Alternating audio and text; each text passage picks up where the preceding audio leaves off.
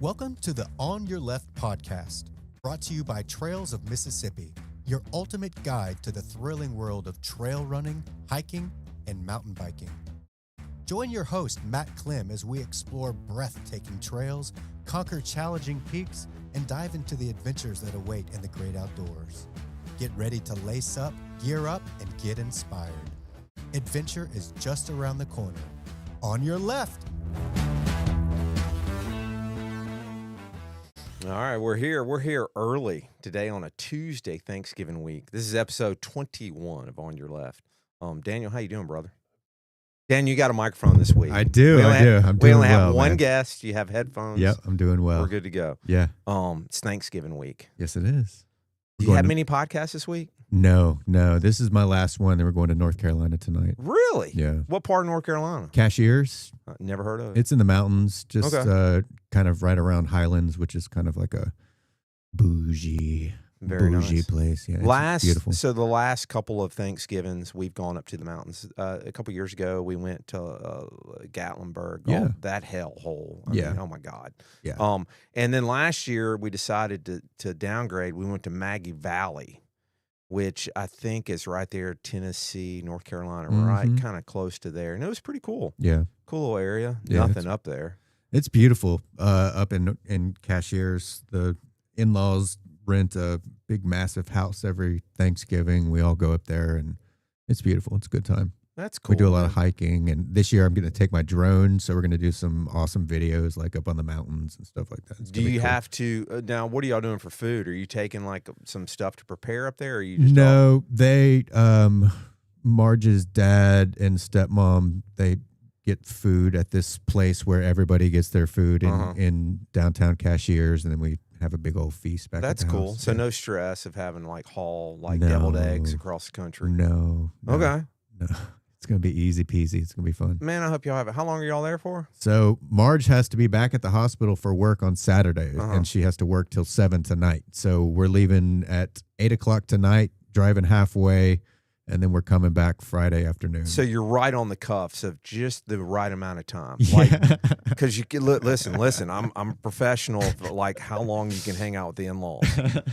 Like 3-4 days. Yeah. It's kind of like They're good folks, though. They're good. They're folks. good, but still, Yeah. 3-4 days. Like I think you timed it just right. Yeah, I think it's gonna be good. If it would have been like to a Sunday thing, maybe it could have gone sideways. Yeah. But you're good. We're also later on the recommends later in the show. We're going to talk about, and I didn't tell you your dish recommend. Like, what's the go-to for Thanksgiving? Deviled eggs, bro. Well, That's it. dude, No, we're not there's there. no thinking required. Wait, we'll talk about it later. Okay. All right, episode 20. All right, so this is Thanksgiving week, very chilled week. I wanted to bring somebody on, just a normal runner. Somebody, I mean, the last few episodes we've had some pretty elite runners, people that have won hundreds and all this other stuff. But I wanted to bring somebody on, just kind of a normal guy that hangs out, but also pretty cool little story. And I wanted to bring Ricky Morgan on. So, Ricky, I hope you're doing well. Oh, I'm doing fantastic. This is awesome. This room is awesome. The whole thing's awesome. It is kind of cool, isn't it? Yeah, this is great. I My know. inner nerd is very happy with this. Yeah. So, full disclosure, like when we started Mutts like 10 years ago, one of my first ideas was like, man, we got to start a podcast. And I don't know dick about any of this. So it's like you start thinking, yeah, I could do a podcast and all that, but then you start thinking, well, what kind of equipment would you need?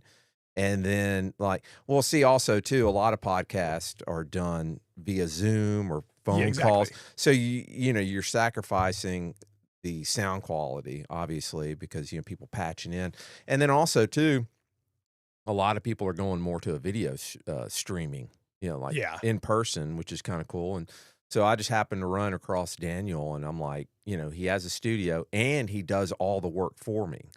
So, it makes me look real smart when I actually have zero to do with it. Zero. So it is kind of a cool little space. But I wanted to bring you in to talk a little bit about your story, because you and I have met a few times over the last year or two. Kind of in passing at some races. In passing at races. And all I know is that you're fairly new to the running community. and you have gone through somewhat of a life change. Correct me if I'm wrong, but It's a pretty significant. It's a significant life change. I feel younger right now than I have since I was 18. How old are you? 45. 45. Yeah, I just turned 45 in September. And you let yourself go probably midlife. And I let myself go really early life. Really early? And you were overweight for a while. yeah, mildly. What's mildly? The heaviest I got when I started having some heart problems a few years ago was around 340 pounds. Dude. Okay. It was interesting. And were you a smoker? No, I've never been a smoker. I vaped for like a little while because for some reason I thought that was a good idea. Yeah. That was one of the first things I removed after like the heart stuff or whatever. And it was able to just go away, but I've never been a smoker my entire life. I just liked eating, and for a while drinking. Like that was like my jam and everything that I did. But a few years ago, a thing happened, and it was, I wish I could say it was just a switch that changed my entire life. Well, okay, well let's go way back. Where are you from? I'm from Jacksonville, Florida. Oh, really?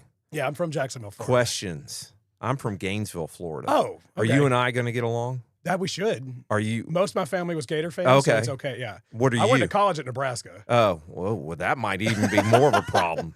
Were you there like around 96, 95, 96? I didn't get there till 99. Oh, damn. So they were still I'm living still in that pissed height. about that. Yeah, I could see that. 95? Yeah. That was like the worst night of my life. Anyway, all right, so you grew up in Nebraska and then you moved to Jacksonville. No, grew up in Jacksonville. Oh, okay. Lived there my entire life. Made a terrible college decision, which is a story in and of itself. Ended up at Nebraska. That went awry based on the reasons that I went there, and I ended up moving back home. And I was in Jacksonville for maybe a year at that point in time, and then I haven't been back to Jacksonville. I moved out from there. I met a girl. Things didn't go all that well. Me and the girl ended up moving to work at a gym in Georgia/Alabama, right in Columbus, Georgia. Phoenix City, Alabama, Smith Station. And then from there, I just bounced around. So you say gym. So you're gymnastics. I'm an all-star cheerleading coach. Ooh. Which is totally an odd thing for a 45-year-old man to say, I think. No, it's all good. Were you into cheerleading at a young age?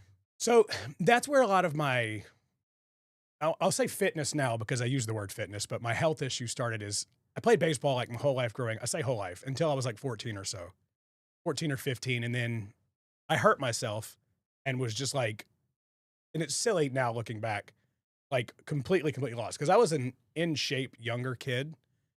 And then when I quit playing sports, I remember in between like a certain grade period, going back to school after summer and all the kids being like, Ricky, why are you fat? Yeah. And I was like, I'm not fat. What are you talking about? And I never had that presence of self to notice that. Looking back, I did get big. So, and then I was like depressed and sad for a year or so that I wasn't playing baseball. And I remember her name was Miss Griffin. Now it's Lori Davis, saying, hey, you guys come here, when we were just walking around goofing off. And she invited us to come like hang out with the cheerleaders. And we were like, yes. Mm-hmm. Me and the guys that I did it with fell in love with it immediately. And like, I ended up just becoming an all-star cheerleader. I cheered for my school for a little while, immediately became an all-star cheerleader. And so the most fit I ever was in those 3 years in high school cheerleading. I went from being like a pudgy kid to in like what I would say then was the best shape of my life. I would say until I was 44, the best shape of my life.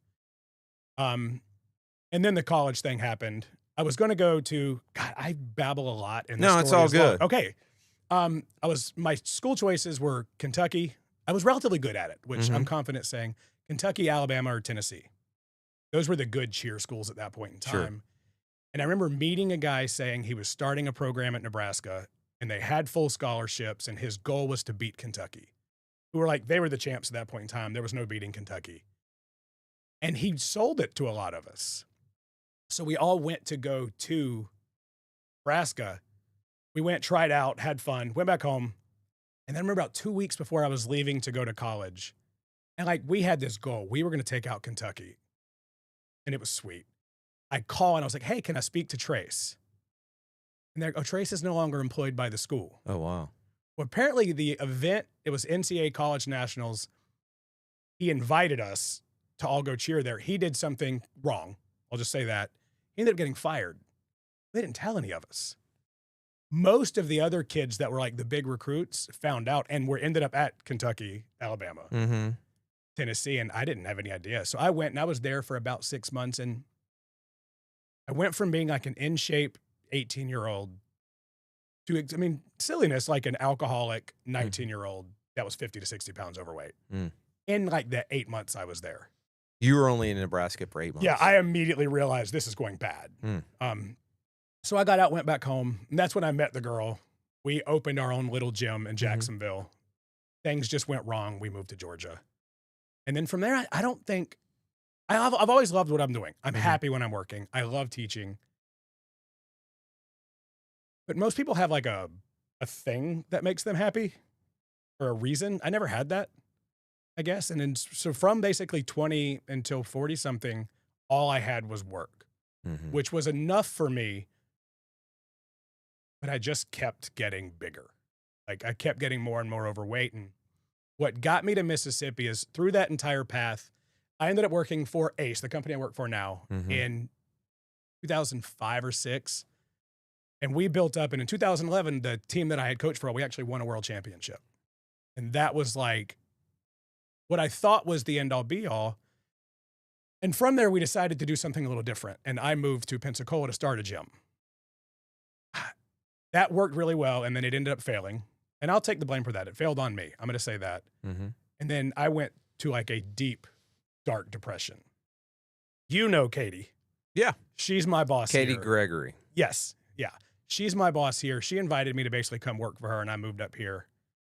Worked for her for a few years, just helping her build her program, which she's done a phenomenal job. If anybody's interested in all-star cheerleading for their kids, Katie's program is amazing. I'm one of the directors there, but she does great. So that kept going on, worked for a few years. And then my big fitness change came from, and I was getting into the story. This is where we were when we started. Well, back when I moved here, I was super depressed. That's when I got very, very big, very, very unhealthy, started staying sick constantly. Probably went from like 280, 290, that's all the way up to like 340. Started having some health problems, and it were heart problems. And I didn't change anything. Like I said, I stopped vaping. But I was like, the doctor was like, if you do not change your life, you die. Like you've got a couple years maybe. But nothing changed. Like I didn't have like I said, I didn't have that reason. So we decided to do the way our season works is we start competing in November. And then we have this giant Christmas break. It's like December 20th to like January 3rd. And then our team goes for a world's bid on like the second weekend in January. So we have this massive gap, and then we compete for a world's bid. So I was like, we need to do something for our kids so they're staying in shape over the holiday break. I was like, what if we make them run like a 5K? Because that's a long way. Sure. 3 miles, that's crazy. So I ended up like setting that up, and then deciding to, in passing, like train for it with them as well so I could do it with them. We ended up doing it was a virtual fun run, do it where you want, just record it, post pictures. And I'll be darned, like I remember, and it was, the fun thing about this is I got a notification yesterday on Facebook. 2 years ago, as of yesterday, was the first 5K I ran. Really? 49 minutes. And that post was the pride of everything. I fell in love with running immediately, like absolutely immediately. And I don't know why. And what the bigger switch besides just that 49-minute 5K was watching a West Plate documentary and seeing him running Cocodona. And at that point in time, this is the sentence you walked in on, it was 248 miles.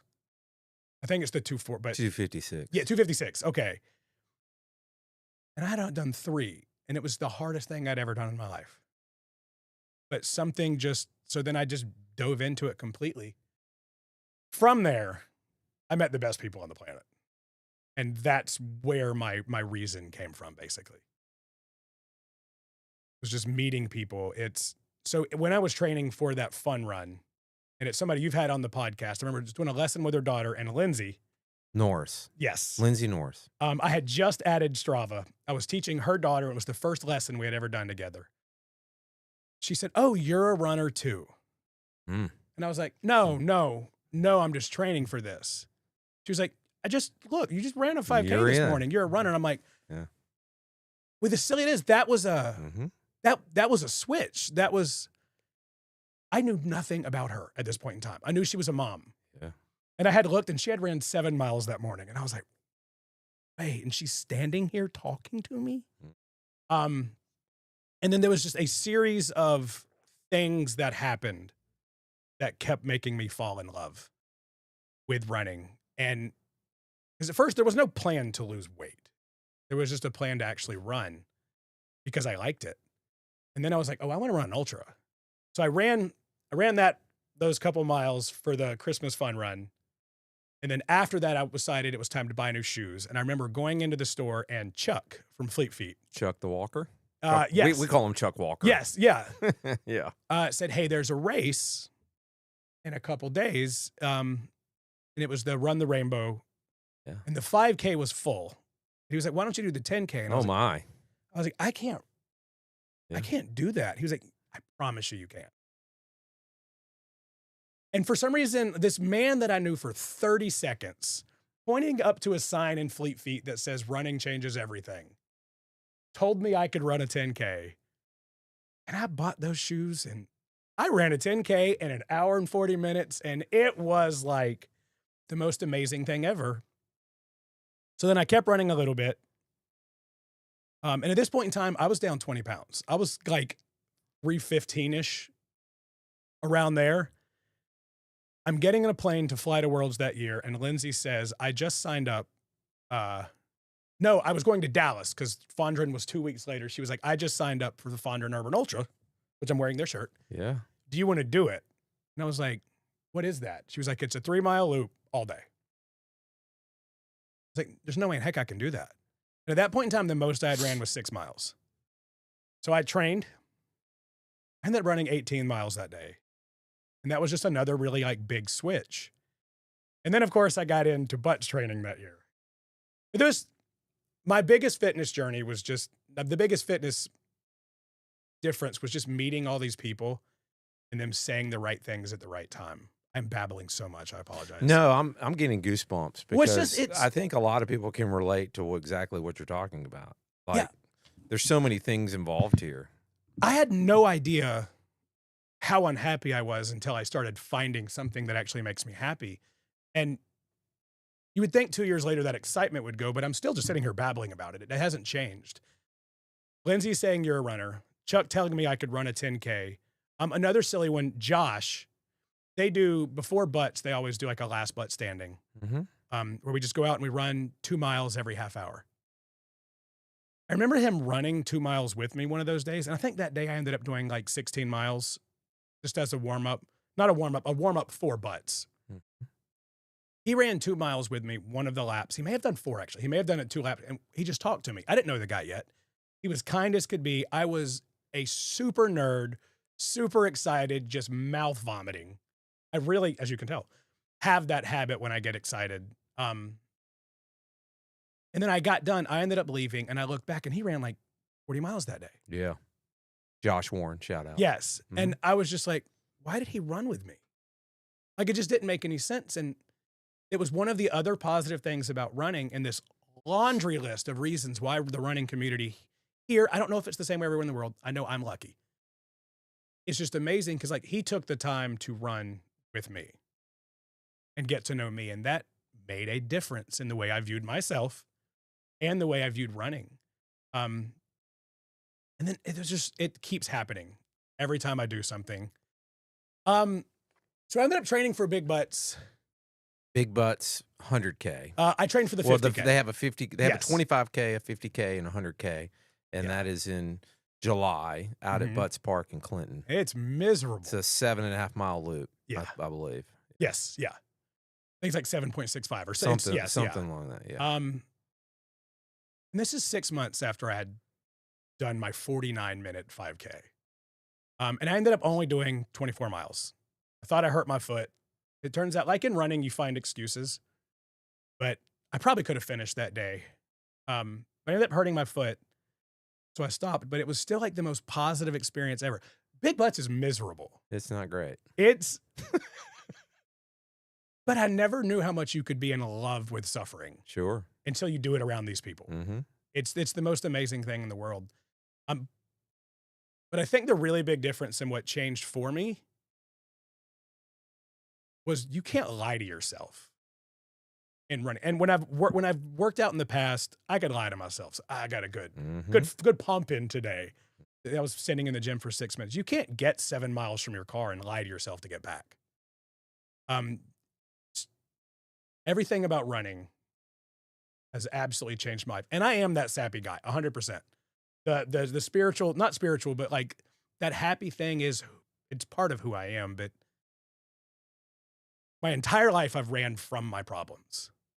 Like like I said, I left from Jacksonville to go somewhere else. That was me running from problems. When I would gain a bunch of weight, I would try something else and run from that. And then I started running and I found a way to run with my problems. And now I can actually process them. Because it's like I said, you get 10 miles from your car on the trace, you got to make it back and you've got something to think about. That's been running for me, basically. I'll stop there for a second. No, look, I think you just nailed a bunch of things. One, I think the cool thing about just fitness, running, pushing yourself, it brings out the humanity in all of us a little bit. And I've mentioned this several times on the podcast. I follow Cam Haynes. I don't know if you're familiar with him or not. 100%. Yeah, I've got all his books. Yeah, he talks about, how you can lie to yourself and you can act a lot cooler than you are, but then when you get on that start line, there's no, you're going to get out of it what you put into it. 150%. And you can't skirt around it. So that's kind of what's pretty cool. And then when you do it, you realize that you actually did put in the work. I've got, my story is so similar to yours. It's eerie to think about because I was the same way. I went through sedentary lifestyle up until my mid 30s. I was very similar to you, health problems.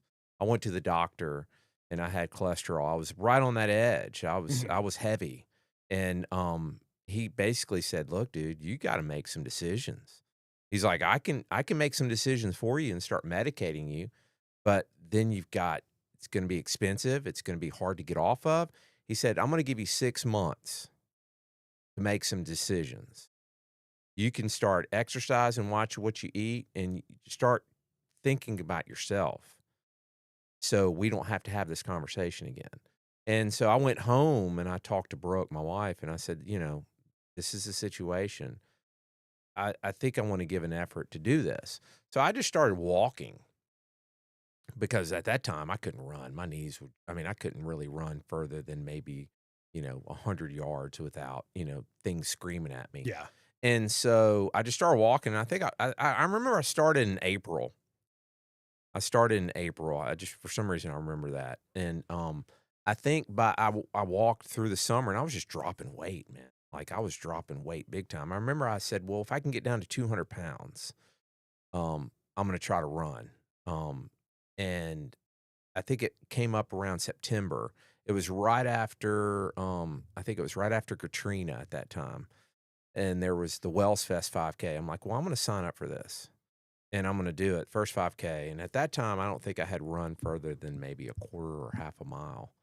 And there was probably 200-300 people in this 5K, and it's the watermelon course. Okay. It was. You start at Smith Wills and you do that. And I ran the whole thing, man. Nice. But, and I just remember like me and my sister ran it and I was like, man, that was incredible. And then shortly after that, it was just kind of like, and I'm kind of like you. I think we've got a lot of OCD in us. Yes. I've got some addiction issues from my past. No, 100%. And so it's like, I'm very OCD and I just want more and more. I mean, we can get into it. Trust me. I've got some sick things in my plans. Oh yeah. But it kind of started that snowball similar to you, where you just started thinking about, well, I'm going to do another 5K. And then I remember when I was young, do you remember a show called Trapper John? MD or something. It was like a I think so, TV yeah. show. It was like a Saint Elsewhere type. Yes, one of those, not ER. Lifetime, but No. It was a show like on ABC or NBC, but it was Okay, called okay. Trapper John MD. Well, anyway, one of the dude that lived out in the parking lot in his RV, I forget his name, but he was one of the doctors. I just remember an episode where he ran a marathon. And I just remember like, whoa. And just my whole life, I always thought, man, just running a marathon is just one of those things where you're thinking, that would be kind of like the goal. So eventually, I was just like, well, I'm going to do a marathon. And so I gave myself like several months to train for it. And I did. And then it was all emotional and it was very rewarding. And that set me off in the same path as what you're talking about. yeah, and it's a cool thing to me is I remember the first time I ran a 5K. And like ran the whole thing. I said I don't know how I ran a 49-minute 5K. Mm-hmm. But dang it, that day I ran that 49-minute 5K. When I go like just do like an easy 5 miles one morning now, like yesterday, Mm-hmm. I still feel just as good. That to me, that like emotion hasn't changed. And I've now run a 5K or more 5 days a week. That emotion hasn't changed. I'm still just as happy at the end of it. That's my addiction issues were kind of alcohol in the past. Mm-hmm. And video games was like my escape. And that didn't really help with being sedentary. Just sitting there, joking around, doing nothing. Yeah, it does sound like our paths are very similar Mm-hmm. with their intriguing branches. I don't know. I love it. It's the emotion you were talking about. I remember I did at Kick Up the Dust this year. I brought my friend Mason to do it with me. Mason, I think at that point in time, the most he had ran was like 4 miles. Mm-hmm. We did the 14K. He ended up getting some cramps around like mile 6 or 7. But I remember him finishing and just crying. Sorry, Mason, I'm not meaning to call you, but it was one of the most amazing, beautiful things I've ever seen in my entire life. And I was like, so it's just another one of those reasons that was life-changing. And it's those core memories stick with you. Like I was talking about the core memories, Lindsay saying you're a runner, Chuck saying you can do it, Josh running with me, Helen remembering my name. All of those things finally gave me a reason that I never had. That's basically it. No, man. I Sorry. mean, I'm just processing all of it because I know exactly, and I think so many people listening, watching they all, like I cried my first marathon when I ran St. Jude. I remember afterwards you sat in the stands and I just remember sitting there and I just started, I lost it. And I remember this old man, like I don't know who he was, but there was this older man, I was sitting there crying and my wife and I'm just, bawling and this old man just walks up and he just puts his hand on my back and he's like, God bless you, son. And so all the runs that I do, I think I want to try to get that same feeling back. 100%. It's like I do. I don't all the. I mean, a lot of times it's like, oh, thank God that's over. Yeah. Don't want to do that again. But it's just the feeling that it gives you. The self-worth. Yes, and all that. 100%. So, and I think that's sorry, I get excited. That's one of the things I was really, really missing was like an idea of self-worth. And I just did that running gives me was the life-changing moment. Yeah. That was the really, really good thing. Well, it's awesome. I mean, it's it's good for you. It's very good for you. Well, another really, really cool thing, and it's for anybody that I don't even know if I could say I would advise or like suggest running as a weight loss thing. I 100% would. But like I feel like there may be other things like just getting your diet under control first. But the hardest thing with that, and I've done it my entire life, is diet and workout. Those don't build their own motivations. Vanity helps with that. I'm not a very vain person. Mm-hmm. I never cared what I looked like. But the only way I was able to fix diet and exercise was running. And the most cool thing about running is I'm a terrible runner. Mm-hmm. I'm not good. I can't do anything fast. It doesn't matter. Josh will still run 4 miles with me for no reason. Lindsay still calls me a runner. I still get kudos from people that are like, great job.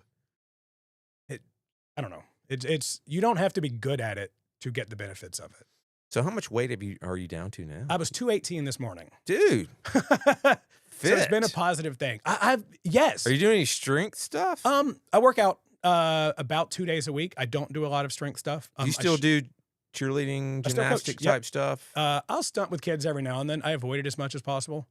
Because the second I pick up a kid, all the other kids are like, hey, pick me up. No, but can you straight up go in the hallway and do like a backhand I spring? could do a cartwheel. I don't let myself do a backhand spring. I would feel bad for the floor. I say that now. I'm a lot smaller than I was. No, I get it. Yeah. Well, I mean, 218, that's pretty good, man. No, I'm pretty. Makes running a lot easier, doesn't it? Yeah. That's it. Yeah. So this year's actually been hard for me. Mm-hmm. We talked about it a little bit at Clear Creek. I've been like plagued with injury and illness this year, which is another positive of running because that hasn't depressed me. It's given me a reason to get through all of it. But between hurting my knee, my left knee, and then some diverticulitis issues that haunted me for about 6 to 7 months, I wasn't able to run a lot. I was still losing some weight because of diverticulitis, I was having to eat well, but I wasn't able to like run. In the last few months, I've got back to actually like running. Clear Creek was the first hard thing I did in a while. Running at 219 or 220 compared to 230, I have no idea how I even ran 100 feet at 300 something pounds. Yeah. Yeah. Well, okay. So you talked about your heart. What were the heart issues? I did not have a heart attack. Mm-hmm. I kept having a lot of like, I'd wake up in the middle of the night with a lot of pain. And I remember going to the ER and there were some palpitations or whatever. And there was a trace of troponin in my blood. They were like, you've had an episode is what the guy called it. But I ended up going to my heart doctor. I ended up going to a cardiologist and there wasn't anything particularly wrong with me. Like I hadn't had a heart attack. There wasn't something broken in my heart. I was just about as unhealthy as you could possibly be. My heart was just, it was done. It was working overtime. Yeah, 100%. And it is funny. It was another one of those fun memories for me is right after the heart stuff. I remember working a competition, which we just had 2 weeks ago at the Coliseum. I couldn't walk up the half set of stairs. Like I remember getting up the half set of stairs and being like, having to sit down because I thought I was, 2 years ago in a week. Mm-hmm. I was going to pass out. Mm-hmm. Like it was bad. And I could feel my heart just like start going insane and like miss beats. I don't know, just running I'm thankful for running. The heart ended up healing itself. My cardiologist is so excited to see me every time now. Ended up going relatively well for that. The heart's better. Your knee? Would you just tweak it? I did not have a coach for my first foray into ultra running. Sure. So I just did everything wrong for about 6 to 8 months. And my meniscus started going bad. But like I said, I was running way too many miles without any strength at that point in time. And my meniscus just went bad. I ended up adding strength work into it. And they're both, I don't know if they're better, but the knee works really well. Okay. You have a coach now? Yes, Hard Loop Endurance. Her name is Brooke. She's phenomenal. She's actually, I think she's goes to school and works at Ole Miss. Okay.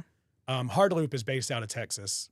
I think, and I could be straight up lying, I think their owner, they put on the Brazos Bend races or works with them. I may have just made that entire thing up. Maybe. But maybe not. But that's one of the first 100Ks I want to do. Okay. Because it's over the entire, I think it's like a 7-mile loop or something like that. Maybe 11-mile loop. So now you're working with the coach. Yes. And she's kind of telling you when to push, when to hold back. She writes my entire training plan for me. Very cool. And she goes so far above and beyond what the cost of a coach is. But if somebody wants to run, it's worth a couple $100 to pay for a coach. Sure. Like she's made my life better. Okay. My easy runs when I got her were like 13-minute miles. Yeah. Now they're like 10-minute miles. Mm-hmm. She's changed my life without knowing it. She's pretty amazing. I like coaching. I don't have year-round coaching. I do. I have a coach when I do certain Well, things. I see that you're training for something now. I am. It seems awesome. Yeah. and I'll pick a coach. I wish I could just have a coach year round, like a life coach. That would be great, but I can't really afford it. But I do enjoy it because of the accountability, which is great. 100%. So, you also mentioned diverticulitis. You've been dealing with that and kind of getting through it. You had mentioned something about having to take a lot of antibiotics. It popped up about what month was? I don't remember when it came, but I was running, I was working, and it was right before the last butt standing. I got like some stomach pains, and I just thought it was constipation, something like that. So I took a whole bunch of laxatives. And I remember running at last butt standing, and I got to like mile 14, and I felt at that point in time, mile 14 shouldn't have felt that bad. I felt really, really bad. So I was like, I'm going to call it, guys, because I don't feel good. And I woke up that Monday, went to work, and basically like Katie was like, I'm going to call you an ambulance. And I was like, no, I'm just going to go to the ER. I am really blessed. Some of the kids I coach, their parents, their grandfather and father, they work at GI Associates / own some of it. They were really good to me. They've helped take care of me, but I ended up having relatively bad diverticulitis, and I am thinking because of my stupidity and desire to keep training, I never let it all the way heal.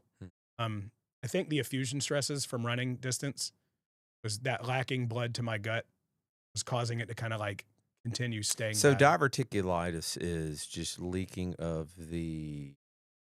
Explain to me what that is. Basically, in my colon, little tunnels just got created. Yes. And stuff would get in there and get infected. Got it.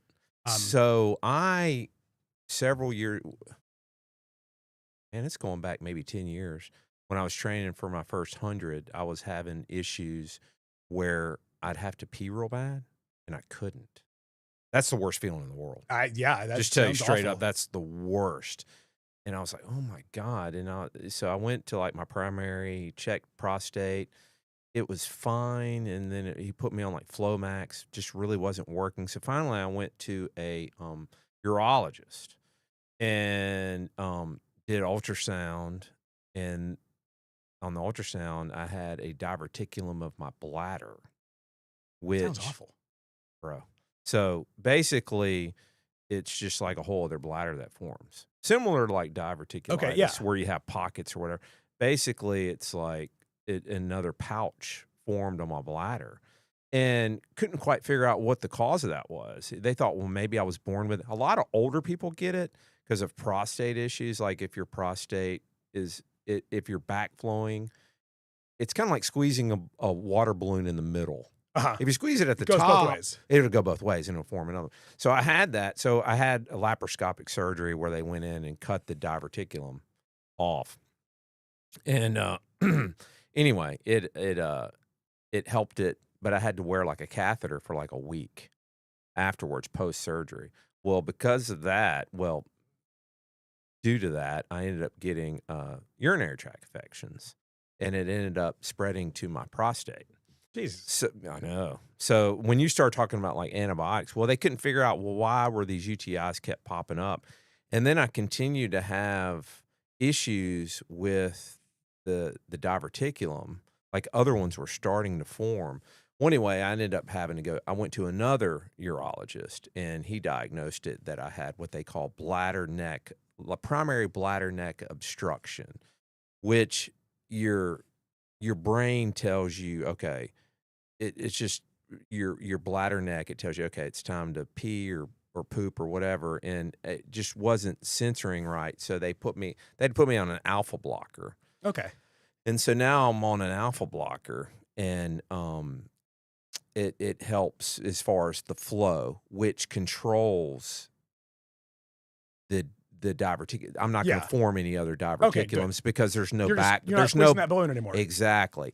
But once the urinary tract infection or the UTI or whatever, the E. coli, which basically what it was, when it spreads to your prostate, it's almost impossible to get rid of. Yeah, so really, like for the last several years, I've had to deal with antibiotics. There was a time where I did like Invance, like like real antibiotics, like infused antibiotics, where I had to do that for like a month at a time. But when I switched urologist, probably about 5 or 6 years ago, he put me on doxycycline. And just over the years, I would take it a couple times a week. And it kind of helped me just live with it. Every now and then I'd have a flare up, and then I just have to double up on the doxycycline. But over the last, I guess, 6 months, I've been antibiotic free. Yeah, it's antibiotics. And it finally took this long to get kind of rid of. Now I still keep the doxycycline because I've got it sitting at home on my desk because there's a chance it could flare up. And so like especially when I run like long distances, I have to make sure that I'm hydrating properly, and because that can create issues where Yeah, I think for me with that diverticulitis is longer distances is just your body shunts blood to your gut when you're running. And I found a study, antioxidants, blah, blah, blah. But with that, and it's Clear Creek for me was I'm either having surgery and getting that cut out of my colon, or getting my colon cut out and going to a colostomy bag. Or it's going to go away. And I haven't had antibiotics since then. But antibiotics, being on them for months at a time, are awful. They can create some issues for sure. Yeah. Do you get runner's trots? No, not at all. Okay. So I get those from time. I have to kind of watch, like make sure that I'm, doing what I need to do, because I get stuck out there. I'm like, well, I've heard one of the things that I remember, one of the first things that made me laugh, somebody said, past mile 20, never trust a fart. Yeah. And I was like, wait, is that real? I could believe it. And now I believe that too. Yeah. Past mile 20. But once you get above 50, Ricky, you don't trust farts, period. Oh, no. I can see that. You just got to be careful, man. Yeah, but very similar, you and I. I don't like antibiotics. Yeah. I like the story though. We're like the same people. And that motivates me even more because I've seen some of the stuff you've done. So I'm even more inspired to keep pushing. So another thing that I decided to do now that I'm like training for other like crazy distances, and then also too, as I get older, I'm trying to manage more of my nutrition and stuff like that. I went to Jackie Williams. I don't know if you know, Innovative Health. Okay. She was through Baptist, but she is a dietitian. And so what I did is I went and got a full blood workup and a full food sensitivity test done to see what food, like, do I have leaky gut? Where am I lacking? And stuff like that. What's my testosterone looking like and all of that? So I've gone through all of that, and it comes to find out that I do have some significant sensitivities to certain things. I think that sounds like something I should do. I think it's worth it. I think 100% look, you're investing a lot of time into what you're doing, right? And you clearly enjoy it. It's done a lot of positive things for you. But something that kind of doesn't get talked about, people say, oh, running's great and all that. It's a lot of stress. Yeah. Now, when we say stress, it's not mental stress, like, oh, I'm stressing out because my job sucks. No, it's physical stress on your body. It's good stress and bad stress. And so for me, it's like, okay, I've got to determine, okay, what do I need to do? Do I need to be eating this? Do I need to be fueling? What's my, everything. Yeah. So that's what I decided to do. And it's worked pretty well for me, because it's kind of like when you're running a very significant race car and you're just putting regular unleaded gas in it. It's not going to keep up. It's gonna break not. down You have to make quick. sure that you're doing a little bit extra when it comes to nutrition and what you're putting in your body. I'm lucky in that to some extent because Brooke's role at Ole Miss, my coach, she's a nutritionist as well. So she's been able to help me, I think, more. Like I said, she goes above and beyond. Mm-hmm. Her dietary help has been pretty great too. We seem like you're doing well. I will say this: a lot, especially ultra runners, bad bodies. Yeah, you see a lot of bad, and I think a lot of it is because a lot of them, one, don't do any strength work, and then two, they justify it in their head. Oh, I just ran 40 miles, so let me go eat 8,000 calories of nachos or whatever, or go drink a shit ton of beer. Yes. Oh, we just ran. Let me go eat a pizza. It's hard to outrun a bad diet. So man. that's why I was saying earlier, I don't know that I would recommend ultra running to lose weight, because until Brooke, I had that in my head. I had that justification. I can go to Yakanuki and eat 40 pounds of Korean barbecued meat. Yeah, man. Because I just ran 18 miles. Sure. Now, needless to say, that 14 pounds of meat may have been the reason that my diverticulitis became what it was. It's possible. It really is. Possible, man. Learning to adjust nutrition is, I think, probably more important than the miles I'm putting in. Mm-hmm. Like learning to eat well. I had I think it was last Friday. I had to do 20. I did it on the treadmill, 20 miles, and I had, I don't know, a couple thousand feet of vert I had to do at the same time. Yeah. So anyway, I got done. I was proud that I did it. I was like, and the damn peppermint milkshakes, Daniel, at Chick-fil-A are now out. Have you had one yet? No, but thanks for letting me know that that's a thing now. Bro, appreciate that. They come out like the end of November, mid-November. Anyway, peppermint milkshake. And I was like, damn. Yeah, I feel it. teased. I didn't get it, though. I didn't really get it. need that. I didn't get it. I didn't get it. So, but yeah, I will treat myself every now and then. But you can't treat yourself every damn day just because you're an ultra runner. My treat, my weakness, and probably the reason I'm not under 200 pounds is I go to Cups every day. Yeah. It's right by my work. The white chocolate raspberry scone is the bane of my existence. Pretty good. It's the most delicious thing on the planet. Well, don't ask Daniel what he orders. He orders like milkshakes. I don't even know what the hell he's ordering. I'm good. I'm not a big sweets guy. The line wasn't that long. Except at 11 o'clock at night. What do you like? Oh, pumpkin pie, anything sweet that's in the house. We get to the recommendations. Devour. Pumpkin pie. We'll get to that here shortly. All right. Well, so 2 years, man. You've really, I mean, you're drinking the Kool-Aid out of a fire hose at this point. 150%. And as far as like, what's been your furthest distance so far? The furthest like actually in a race environment was that 23 miles. Like I said, it's been a rough year. 23 where? 23 at Butts. Okay. I couldn't race Butts this year. I did end up running with a friend. I couldn't race it because my diverticulitis, and I was on antibiotics at the time. Got it. I had a friend, Amy. She had never ran a trail race. She did the 25K. So I kept my 50K bib, and I just ran a lap with her. Mm-hmm. So I ended up doing that. But I think in training, I've done some days like out at Bellhaven where I'll just sit under that overpass. Mm-hmm. And I think I've done like a 30-mile day out there before. Just kind of going, relaxing and going in and out. But in one setting, it's the 23 miles. Okay. I had every intention this year to do 100K December. But my body kind of backfired a little bit. Right now, my schedule is any races around here that are fun that I can do with Mutts people. Run the Rainbow full, Fondren, and then finally getting my revenge on Butts. Have you run a full marathon yet? No. Not just in one setting going. I have ran past the 26 miles, Sure. like I said out there, but no, not in one. To run the Rainbow, I was going to do it in March, but that's when my knee went bad. Yeah. I'm pretty stoked about it.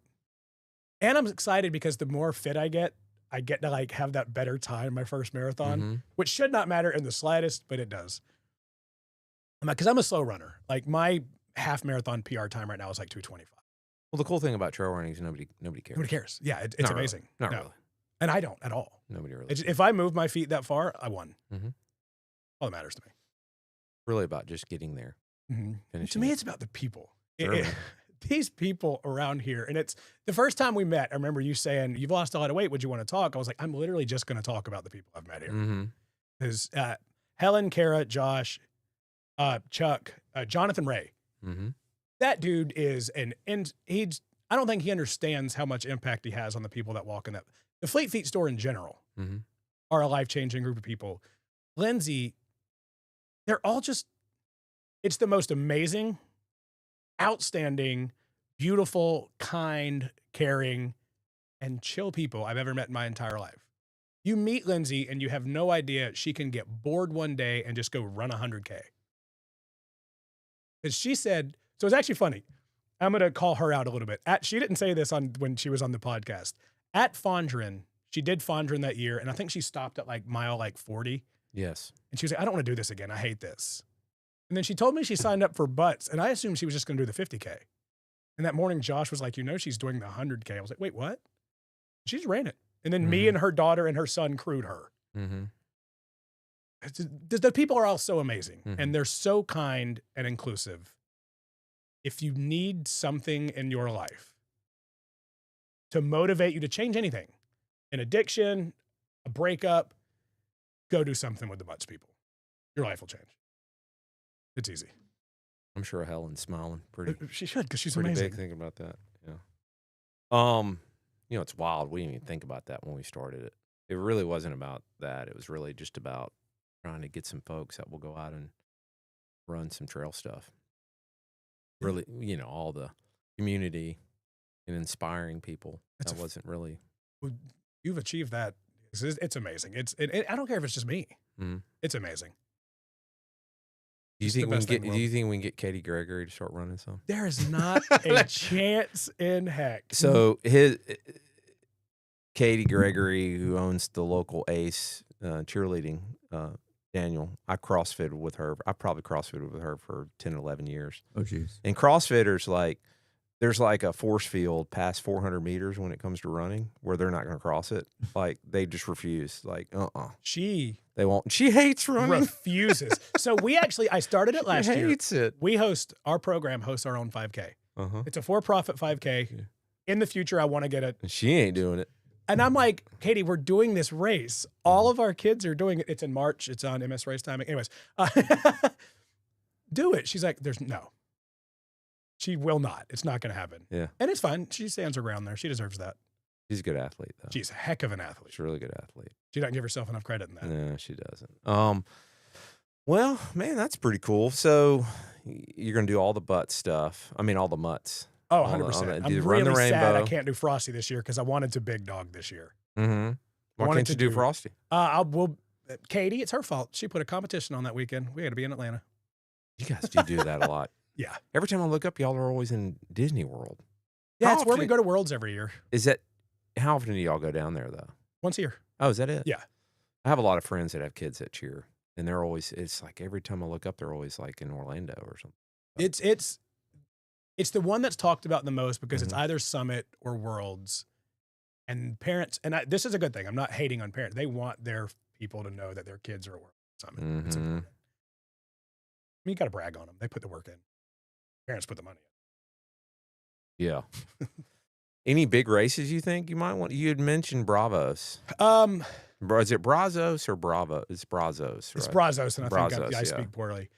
So I have. That's a fast race. It's a very fast race because I don't remember the lap, but it's a big lap. I think maybe 11 miles. The elevation game over 11 miles is there's one 16-foot hill. Yeah, they people try to break world records on that. Yeah, it's pretty amazing.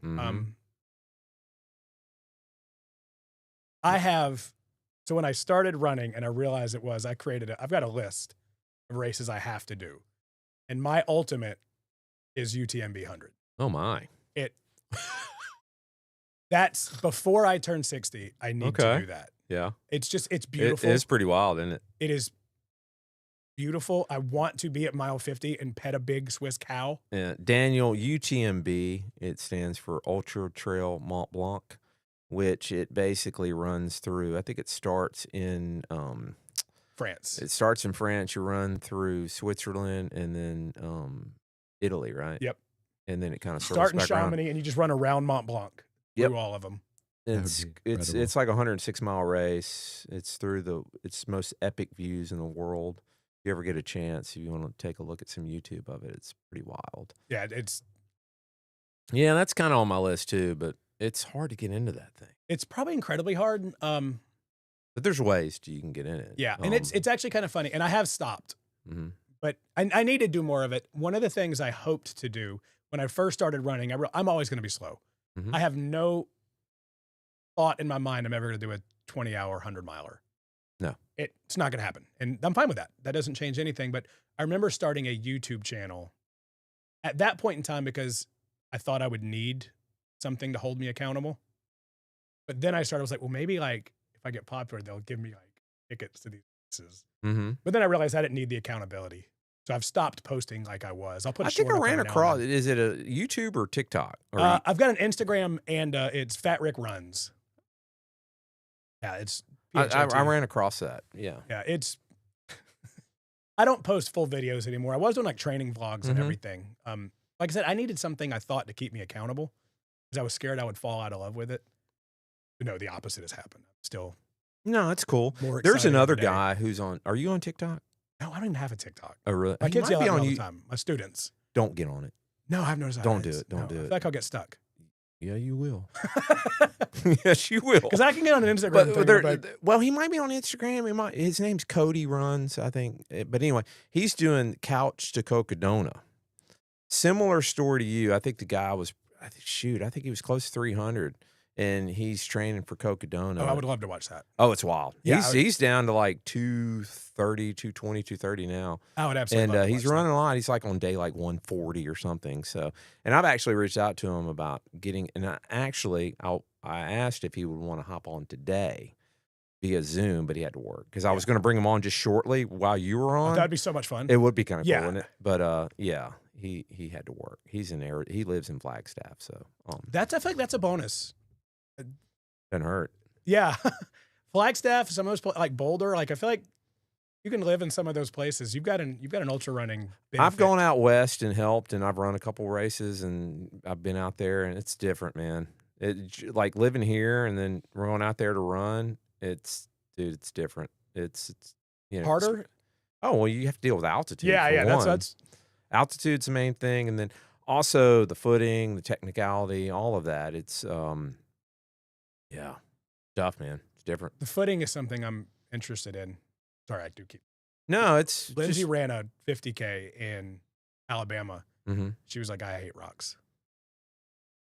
Like she was like, Yeah. rocks change everything. She was like, I wasn't used to that. It was her first like mountain race. yeah. She Some didn't of like them the are rocks. some of them are tough. Like you've run out on the Yacht. Yeah, I run the yacht. It's similar, but Okay. you know, but you also are adding more vert and stuff. The Pinhoti Trail, anything over Oak Mountain over there, it's pretty technical and it can be, you know, pretty sketchy, the footing and whatnot. Yeah, I think- Running on single track and all that for a long time. I think I want to go up to Oak Mountain and just kind of run it one day. Not a race right now, Yeah. but I'm in Birmingham often. Our home Mm-hmm. location, Ace of Birmingham was the first. Mhm. It's where I worked for like 12 years. It's where we won a world championship. I want to go up there and run Oak Mountain. Well, you mentioned that. I think the first of the year, there is the Undead Ultra. So Zombie Trail Races, it's a company that runs, they do a lot of night races. And that they sounds fun. yeah, it's kind of cool. They are having a 100-miler. Now, they might have a shorter distances too. I think it's at Oak Mountain. Okay. And I think it's first of the year, and it's a 5-mile loop. Oh, You know Jennifer Ballas? I do not. I don't think. She comes to a lot of Mutts races. She wears the Wonder Woman gear a lot. and Yes, you've yes, okay, seen her. yes. I think that's her. Yeah. But she's going for her first 100. Oh, nice. I ran into her at the 12Ks last weekend, and she said she's running it, and it's a 5-mile loop. That might be something you'd look into, but it's like the Undead or something like that. That sounds like a great. It'd be that sounds fun to go wonderful. do a Yeah. shorter distance. Now you would have to shoot me to get me to do 25-mile loops. That's a lot. That's Bro. yeah. Ain't no way I'm doing that.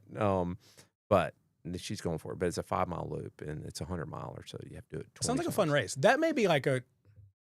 Next year, I'm doing this. Yeah, but type if you fun wanted to thing. go over though, if they have like a short, I mean, they might have Yeah. like a 25-mile or something. If you Or wanted to go. I haven't been able to get a 50 because of my knee out of the way this year. Just Mhm. getting one right in January out of the way would be fun. Maybe look into it. But there's a lot. That's the cool thing is there's so many races now that have popped up. Because when I ran my first one, there really weren't any ultras. There was the MS50 Yes. once a year down in Laurel, but there really were no races. There was Pinhoti, which I wasn't about to do that, but then there was Cajun Coyote, which was another one in Louisiana.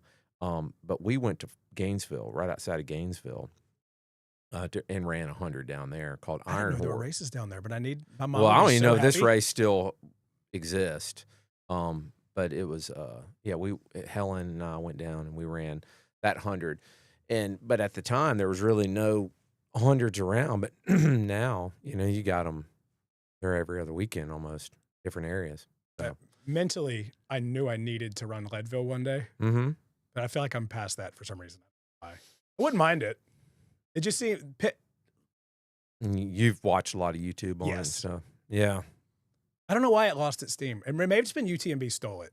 Because it's it's just pretty legit. Beautiful. Well, they're both great. I ran Leadville. Oh, nice. 4 or 5 years ago, and it's beautiful. It's pretty wild. But it's tight. They give you 30 hours. You got to move. Oh, You have to move, and a lot of people it's the time cutoffs, so you kind of have to move. Okay. Because they don't want people getting stuck up there on the mountain because it's an out and back. Yeah. And the highest point is like mile 35 and 55, and so they don't want you coming back after dark. So you got to move, and so a lot of people get time capped. Oh, okay. I would probably get time capped. Yeah, if you work with the coach over a period of time and you just get your cruising speed up, it's doable. I feel like that's what the first, because it's a very runnable race. It's is not it actually? Okay. It's not like super. I mean, there are some sketchy Technical areas. parts. Oh yeah, for sure. And there's some because you get above 13. How wrong am I that butts? You've ran butts, I'm sure, or all those races out there. I think most of that is pretty runnable. Some of it's not really all that like speed runnable, like comparable. Like Bellhaven, that's all runnable. Mm-hmm. The Yacht is pretty runnable, but I feel like butts is like some parts of the Yacht are not. Yeah, there's those. Mm-hmm. I feel like butts cause it really difficult. I feel like that would be a pretty popular hard race if people really wanted to dive into it. Not really. You don't think so? Not really. Man, I was trying to help myself feel better. I mean, there's maybe it's just the fact that it's 350 degrees. I went out to Utah last year and helped crew Helen and Josh at Wasatch. Was that race that had like a giant climb in the beginning? Yeah. It's just so the day after I went out there and I was like, I'm going to run the first 3 miles. I'm going to go do the first 3. I think I made it like a mile and a half. I'm like, screw this. It was straight up like 3 points of contact. I remember looking at Josh's Strava post. I was like, never stopped climbing. It was all well. The first 31 miles, I want to say, had 10,000 feet of climb. So it was pretty, But yeah, that's not even really. That's more speed hiking. All that. Yeah, but, that's what I was about to say. That I like mean, it's almost like not really enjoyable. No, that's just hands on your knees and yeah, But I don't know. But there's different races out there for everybody. But you definitely you're in it. Oh, I'm in it for it's. I've got like 30-year plans. It's just stay healthy. That's the thing. It's a reason. But like stay physically healthy. Like Yeah. when it comes to because you can push it too much and you start fighting the injury bug. It makes it debilitating. When you can't run and then you just get frustrated. This may make people that are like choosing to run feel better. I started so far out of shape. Mm-hmm. I wasn't able. Now I did hurt my knee, but I wasn't able to hurt myself too much. Because I couldn't. Yeah. It was the only process for me was relatively slow. Although I do think I got broke quick enough that may have saved that. Mm-hmm. But yeah, I guess I could see that. I was so out of shape. Like the first run I did, I live in Flowood, and I was just running from light pole to light pole. I couldn't run like 50 yards. Wouldn't have happened. Like it was hands on knees, breathing hard after 100. Well, man, your story is awesome. And I think you, being that it's Thanksgiving week, you definitely, have a lot to be thankful for. I have a lot to be thankful for. I have a lot of people to be thankful for. Yeah.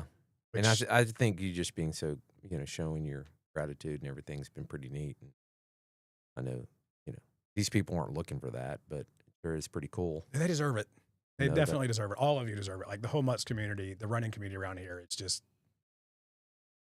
It's not exclusive to here. I mean, other locations, Well, I need to get out and find that because it is Birmingham, an amazing group of people. So Mutts is we ripped that whole name off of Guts, which is I didn't know that. But that's actually fantastic. So Guts is Georgia Ultra Trail Society. Oh, okay. And then Butts, which is Birmingham Ultra Trail Society.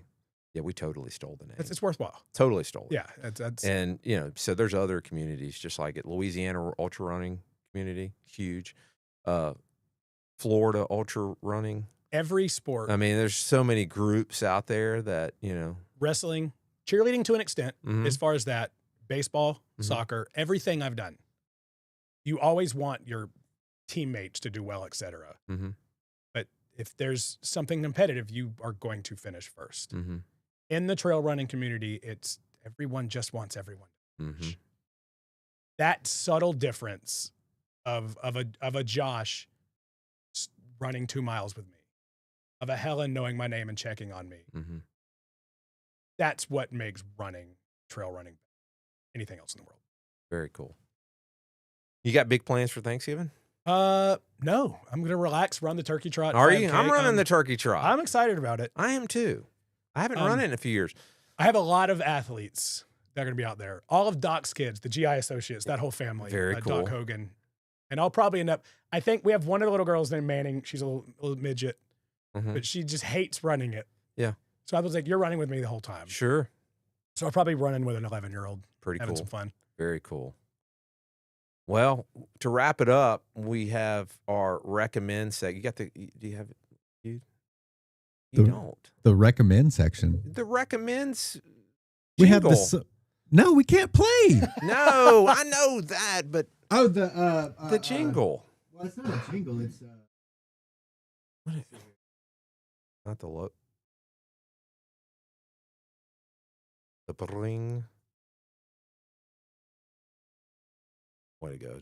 we do have. That's the best we're gonna get That's today. the best we're getting. All right. That's what plays every time I finish running. We can also do No. the recommend time. Well, okay. So every week, every episode, we have a recommend. It could be a book, song, whatever. But since it's Thanksgiving week, we have to talk about what we're going to be eating. Like, what do we recommend? This is easy for me. What is it? A brine smoked turkey. Very, very, very easy. Do you smoke it or do you go buy it? I smoke it. Mm. Prosciutto mac and cheese, which you just make the roux out of basically the fat out of prosciutto and ham, and then bake mac and cheese. It's the best thing in the world. And pumpkin pie cheesecakes that are just life changing. Are you cooking? Where are you spending Thanksgiving? So I can't eat really any of that anymore. I can eat the brine turkey, but my diet's changed a lot from the diverticulitis. Mm-hmm. I don't eat a lot of cheese. I don't eat a lot of sugar, like almost no sugar anymore. But most of the time I end up just cooking for a few friends or stuff around here. Very nice. I've actually debated just cooking and giving some food to like some people around because I very much enjoy cooking. I Very make cool. some of those things for some people. Daniel, you just mentioned deviled eggs. That's it. Oh, gang, deviled eggs. Love the dressing. I don't know, man. The green bean casserole. You ever had the green bean casserole? Yeah. Oh, Yeah. boy. That may be my number one. Number one. I'm a sweet potato casserole person myself. I don't hate it. I don't hate it. So Thanksgiving, we generally don't have to do anything. Brooke's parents do it all. Okay. And then Christmas, we do the cooking at our house. But Thanksgiving, we'll go to Brooke's parents' house. Brooke's mom, Ruth, she makes a pecan pie, which I don't I can take or leave pecan pie. Yeah. I don't think it's all that.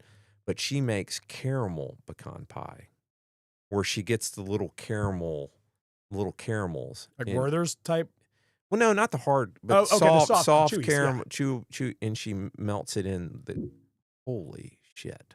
I think I'm debating having a diverticulitis Bro. flare up just for that. Absolutely. Like that sounds worth a That's couple. an easy decision. Yeah, right it sounds there. like a month of antibiotics. good. That's fine. It's the caramel pecan pie that Ruth makes. It's unbelievable.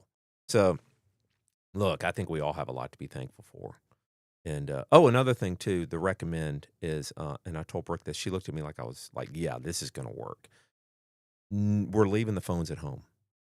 I think it'll work. No phones at all. Period. So we have a rule: if we're eating dinner, no phones at the table. Period. Brooke gets pissed if you pull your phone out. She gets mad, which I appreciate that. It's hard, especially when you got teenagers and whatever. But this year, I'm going to say we don't even take them with us to Grandpa Papa's. So that's what we're doing. No phones, period. And I'm looking forward to it. How old are your kids? I've got a 23. Annabelle, my middle one, she turned 21 yesterday. Shout out Annabelle. And then Major's 15. And he's got a girlfriend. So that might be damn That's the tough impossible. one. That's the hard That one. ain't But I gonna think you're happen. going to be good besides that. Yeah. Being able to check out and actually just spend time with the people around you is And amazing. I think that's my recommend. caramel pecan pie, Yeah, I'm hungry now. and then and then no phones. We can't do song that we used to do song of the week every week, but then we started getting copyright. Yeah, rights will get you. They got us. The Pesky show got too big. rights. Yeah. Pesky Um, rights. but we're gonna attach this song to the show notes. Yeah, it's in the description. It's in the description. Yep. Have you ever heard of Todd Snyder? Yes. You know, he passed away last week. I didn't know that. He did. He passed away last week. Todd Snyder was kind of a folk singer, I guess, very Arlo Guthrie type. He wasn't always like that. He had a band. He was originally from Oregon. I've been following him for 20 or 25 years, but then he turned more folksy, and he lived in Nashville. Very influential folk singer. Kind of a strange dude, but he passed away last week. I don't even know how he died, but he had a song, and this is the live version that I always loved, called Can't Complain. Funny song, but it really makes a lot of sense. And being that it's Thanksgiving, I thought it would be cool. I think that's a perfect song. And then also he just passed away, so I wanted to shout out Todd Snyder, Can't Complain. So Ricky, thanks for coming by, man. And we're gonna follow you, continue to follow you. Thank you for the invite. People can follow you on YouTube when you do Yeah, post. I do some What'd you say, Fat Ricky Fat Run? Rick runs. Fat Rick runs. PHATRICK. You might have to change the handle because you're not fat anymore. So the fun part is I was Fat Rick before I got really fat. Really? We had my cousin Randy, who runs ultras, which I didn't find out about until I started running, named me Fat Rick because I was a bigger Rick. Uh-huh. We had a little cousin named Skinny Rick. Okay. So I've been Fat Rick before I was fat. All right. Well, PHAT, it's important. they could follow you on YouTube Yeah. if you want to post some more. But very inspiring story. Congratulations. Seriously. No, think I it's- appreciate that. It's inspiring, man. Just keep doing what you're doing and stay healthy. And Yes. yeah, we'll be back in a couple weeks. Y'all have a great Thanksgiving. We'll do another episode before Christmas. I'm trying to get Clayton Pitts on, chiropractor, talk about preventative stuff. We're gonna probably get him on before Christmas. But seriously, happy Thanksgiving, everyone. Enjoy your family. Spend time with them. Enjoy yourself. And yeah, we'll see you guys next episode.